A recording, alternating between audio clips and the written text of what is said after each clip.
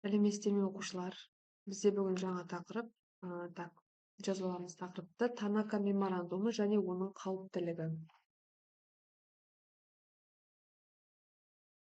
Жалпы 1927 жылы бұл Жапония жасаған құжат Танака меморандумы.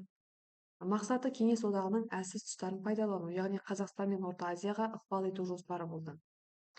Танака меморандумы дегеніміз жазып аламыз. Жапон әскерлері мен саясаткерлерінің құжаты Кеңес одағының ішкі әлсіздігін пайдалану мақсатында ұйымдастырылған құжат болады. Және стратегиялық аймақтар Қазақстан, Орталық Азия және Сібір. Негізгі идеялар қандай болады? Жазып аламыз.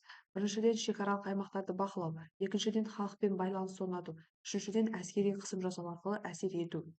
Және саяси қауіптілігі. Сыртқы араласу арқылы тәуелсіздікке қауіп төндіріп тұрды. Ұлттық қозғалыстарды қоздыру мүмкіндігі және Кеңес одағының ішкі саясатына әсер ету.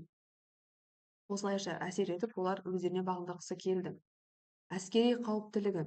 Шекаралардан Жапония ықпалын арттыруы мүмкін және қару-жарақпен қысым жасау жоспары, қорғаныс шараларын күшейту қажеттілігі. Экономикалық және әлеуметтік әсері қандай болды? Аймақтың ресурстарын бақылау жоспары, халықтың жағдайын тұрақсыз ету қаупі және Кеңес үкіметінің қорғаныс саясатын күшейту. Жазып аламыз бұл ақпараттардың барлығын. Тарихи маңызы. Кеңес үкіметін Орталық Азияны қорғауға мәжбүр етті. Яғни Жапонияның экспансиялық саясатының мысалы ретінде.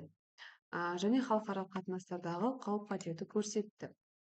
Сонымен қорытындылай келе, Танака меморандумы өте қауіпті құжат болды бүкіл әлем үшін.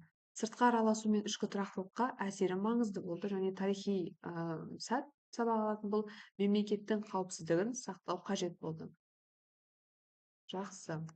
Енді осы ақпараттардың бәрін жазып алыңыздар, сосын барлығын Google Classroom-ға жүктейсіздер немесе маған жібересіздер.